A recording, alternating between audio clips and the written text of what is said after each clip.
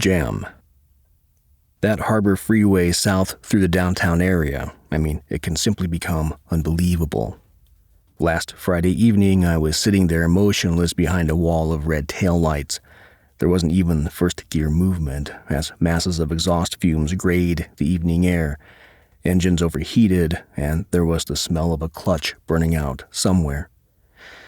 It seemed to come from ahead of me, from that long, slow rise of freeway where the cars were working from first gear to neutral again and again, and from neutral back to first gear. On the radio, I heard the news of that day at least 6 times. I was well versed in world affairs.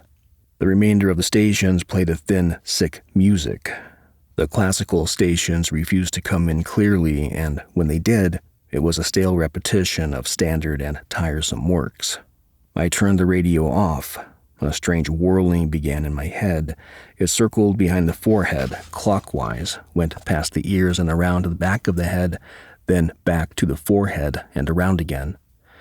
I began to wonder, is this what happens when one goes mad? I considered getting out of my car. I was in the so-called fast lane. I could see myself out of my car, leaning against the freeway divider, arms folded. Then I would slide down to a sitting position, putting my head between my legs. I stayed in the car, bit my tongue, turned the radio back on, willed the whirling to stop, as I wondered if any of the others had battled against their compulsions as I did. Then the car ahead of me moved, a foot, 2 feet, 3 feet. I shifted to first gear. There was a movement. Then I was back in neutral, but we had moved from 7 to 10 feet. Hearing the world news for the 7th time, it was still all bad, but all of us were listening. We could handle that too, because we knew that there was nothing worse than looking at the same license plate, the same dumb head sticking up from behind the headrest in the car in front of you. As time dissolved, as the temperature gauge leaned more to the right, as the gas gauge leaned more to the left, as we wondered whose clutch was burning out. We were like some last, vast, final dinosaur, crawling feebly home somewhere, somehow, maybe to die. 2 toughs. At LA City College, there were 2 toughs, me and Jed Anderson. Anderson was one of the best running backs in the history of the school, a real breakaway threat anytime he got the football. I was pretty tough physically, but looked at sports as a game for freaks. I thought a bigger game was challenging those who attempted to teach us. Anyhow, Jed and I were the 2 biggest lights on campus. He piled up his 60, 70, and 80-yard runs in the night games, and during the days, slouched in my seat. I made up what I didn't know, and what I did know was so bad, many a teacher was made to dance to it. And one grand day, Jed and I finally met. It was at a little jukebox place across from campus, and he was sitting with his pals, and I was sitting with mine. "Go on, talk to him," my pals urged. I said, "Fuck that gym boy. I am one with Nietzsche. Let him come over here." Finally, Jed got up to get a pack of smokes from the machine, and one of my friends asked, "Are you afraid of that man?" I got up and walked behind Jed as he was reaching into the machine for his pack. "Hello, Jed," I said. He turned. "Hello, Hank." Then he reached into his rear pocket, pulled out a pint of whiskey, handed it to me. I took a mighty hit, handed it back. "Jed, what are you going to do after LACC?" "I'm going to play for Notre Dame." Then he walked back to his table, and I walked back to mine. "What'd he say? What'd he say?" "Nothing much." Anyhow, Jed never made it to Notre Dame, and I never made it anywhere either. The years just swept us away. But there were others who went on, including one fellow who became a famous sports columnist, and I had to look at his photo for decades in the newspaper as I inherited those cheap rooms and those roaches and those airless, dreary nights. But I was still proud of that moment back then when Jed handed me that pint and I drained a third of it with all the disciples watching. Damn, there was no way it seemed we could ever lose, but we did. And it took me 3 or 4 decades to move on, just a little. And Jed, if you are still there tonight, I forgot to tell you then, Here's a thanks for that drink. My German buddy. Tonight, drinking Singa malt liquor from Thailand and listening to Wagner. I can't believe that he is not in the other room or around the corner or alive someplace tonight. And he is, of course, as I am taken by the sound of him, and little goosebumps run along both of my arms, then a chill. He's here now. Happy birthday. When Wagner was an old man, a birthday party was given in his honor and a couple of youthful incidental compositions were played. Afterwards, he asked, "Who wrote those?" "You did," he was told. "Ah," he responded, "it's as I have always suspected. Death then does have some virtue." The telephone will bring you people with its ring, people who do not know what to do with their time, and they will ache to infect you with this from a distance, although they would prefer to actually be in the same room to better project their nullity upon you. The telephone is needed for emergency purposes only. These people are not emergencies, they are calamities. I have never welcomed the ring of a telephone. "Hello," I will answer guardedly. "This is Dwight." Already you can feel their imbecile yearning to invade. They are the people fleas that crawl the psyche. "Yes, what is it?" "Well, I'm in town tonight and I thought..." "Listen, Dwight, I'm tied up. I can't." "Well, maybe another time?" "Maybe not." Each person is only given so many evenings, and each wasted evening is a gross violation against the natural course of your only life. Besides, it leaves an aftertaste which often lasts 2 or 3 days depending upon the visitor. The telephone is only for emergency purposes. It has taken me decades, but I have finally figured out how to say no. Now don't be concerned for them, please. They will simply dial another number. It could be yours. "Hello," you will say, and they will say, "This is Dwight." And then you be the kind, understanding soul. Begging. Like most of you, I've had so many jobs that I feel as if I were gutted and my insides thrown to the winds. I've met some good people along the way and also the other kind. Yet when I think of all those I have worked with, even though decades have passed, Carl comes to mind first. I remember Carl. Our jobs required we both wear aprons, tied from behind and around the neck with a string. I was Carl's underling. We got an easy job, he told me. Each day as one by one our superiors arrived, Carl would make a light bend at the waist, smile with a nod of the head, each greet. "Good morning, Mr. Stein," or "Good morning, Mr. Day," or "Mrs. Knight," or the lady was unattached, "Good morning, Lily," or Betty or Fran. I never spoke. Carl seemed concerned at this, and one day he took me aside. "Hey, where the fuck else are you going to get a 2-hour lunch like we do?" "Nowhere, I guess." "Well, okay, look, for guys like you and me, this is as good as it can get. This is all there is." I waited. "So look, it's hard to suck up to them at first, but it didn't come easy for me, but after a while I realized that it didn't matter. I just grew a shell. Now I've got my shell. Got it?" I looked at him, and sure enough, he did look like he had a shell. There was a mask-like look to his face, and the eyes were null, void, and undisturbed. I was looking at a weathered and beaten conch. Some weeks went by, nothing changed. Carl bowed and scraped and smiled and undaunted, perfect in his role. That we were perishable perhaps didn't occur to him, or the greater gods might be watching. I did my work. Then one day Carl took me aside again. "Listen, Dr. Morley spoke to me about you." "Yes?" "He asked me what was wrong with you." "What did you tell him?" "I told him you were young." "Thanks." Upon receiving my next check, I quit, but still had to eventually settle for another similar job, and viewing the new Carls, I finally forgave them all, but not myself. Being perishable sometimes makes a man strange, almost unemployable, most obnoxious, no servant of free enterprise. The feel of it.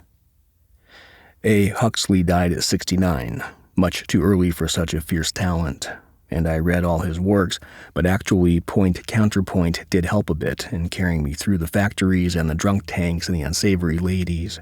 That book, along with Hampson's Hunger, they helped a bit. Great books are the ones we need. I was astonished at myself for liking the Huxley book, but it did come from such a rabid, beautiful, pessimistic intellectualism. And when I first read PCP, I was living in a hotel room with a wild and crazy alcoholic woman who once threw Pound's Cantos at me and missed, as they did with me. I was working as a packer in a light fixture plant, and once during a drinking bout, I told the lady, "Here, read this," referring to Point Counterpoint. "Ah, jam it up your ass," she screamed at me. Anyhow, 69 seemed too early for Aldous Huxley to die, but I guess it's just as fair as the death of a scrub woman at the same age. It's just that those who help us get on through, then all that light dying, it works the gut a bit. Scrub women, cab drivers, cops, nurses, bank robbers, priests, fishermen, fry cooks, jockeys, and the like, be damned. The greatest actor of our day. He's getting fatter and fatter, almost bald. He has a wisp of hair in the back which he twists and holds with a rubber band. He's got a place in the hills, and he's got a place in the islands, and few people ever see him. Some consider him the greatest actor of our day. He has few friends, a very few. With them, his favorite pastime is eating.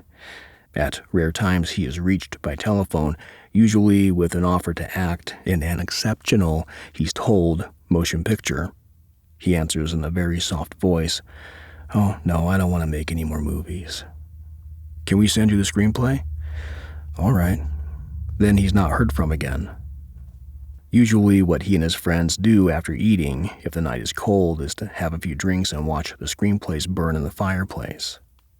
Or after eating, on warm evenings, after a few drinks, the screenplays are taken frozen out of the cold storage. He hands some to his friends, keeps some, then together, from the veranda, they toss them like flying saucers far out into the spacious canyon below.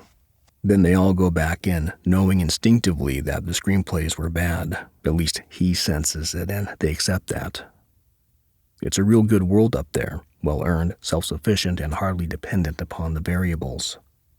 There's all that time to eat, drink, and wait on death, like everybody else. Days like razors, nights full of rats. As a very young man, I divided an equal amount of time between the bars and the libraries. How I managed to provide for my other ordinary needs is the puzzle. Well, I simply didn't bother too much with that. If I had a book or a drink, then I didn't think too much of other things. Fools create their own paradise. In the bars, I thought I was a tough. I broke things, fought other men, etc. In the libraries, it was another matter. I was quiet, went from room to room, didn't so much read entire books as parts of them. Medicine, geology, literature, and philosophy, psychology, math, history, other things put me off. With music, I was more interested in the music and in the lives of the composers than in the technical aspects. However, it was with philosophers that I felt a brotherhood. Schopenhauer and Nietzsche, even old hard-to-read Kant. I found Santayana, who was very popular at the time, to be limp and a bore. Hegel you really had to dig for, especially with a hangover. There are many I read who I have forgotten, perhaps properly so, but I remember one fellow who wrote an entire book in which he proved to be that the moon was not there. And he did it so well that afterwards you thought, he's absolutely right. The moon is not there. How the hell is a young man going to deign work to an 8-hour day when the moon isn't even there? What else might be missing? And I didn't like literature so much as I did the literary critics. They were real pricks, those guys. They used fine language, beautiful in its way, to call other critics, other writers, assholes. They perked me up. But it was the philosophers who satisfied that need that lurked somewhere within my confused skull. Wading through their excesses and their clotted vocabulary, they still often stunned, leaped out with a flaming, gambling statement that appeared to be absolute truth or damned near absolute truth. And this certainty was what I was searching for in a daily life that seemed more like a piece of cardboard. What great fellows those old dogs were. They got me past days like razors and nights full of rats, and women bargaining like auctioneers from hell. My brothers, the philosophers, they spoke to me unlike anybody on the streets or anywhere else. They filled an immense void. Such good boys, such good boys. Yes, the libraries helped. In my other temple, the bars, it was another matter, more simplistic. The language and the way was different. Library days, bar nights. The nights were alike. There's some fellow sitting nearby, maybe not a bad sort, but for me he doesn't shine right. There's a gruesome deadness there. I think of my father, of school teachers, of faces on coins and bills, of dreams about murderers with dull eyes. Well, somehow this fellow and I get to exchanging glances. A fury slowly begins to gather. We are enemies, cat and dog, priest and atheist, fire and water. Tension builds, block piled upon block, waiting for the crash. Our hands fold and unfold. We drink now, finally with a purpose. His face turns to me. Something you don't like, buddy? Yeah, you. Want to do something about it? Certainly. We finish our drinks, rise, move to the back of the bar, out into the alley. We turn, face each other. I say to him, there's nothing but space between us. You care to close that space? He rushes toward me, and somehow it's a part of the part of the part. In and out of the dark. My wife likes movie houses, the popcorn and the soft drinks, the settling into seats. She finds a child's delight in this, and I am happy for her. But really, myself, I must have come from another place. I must have been a mole in another life, something that burrowed and hid alone. The other people crowded in the seats, near and far, give me feelings that I dislike.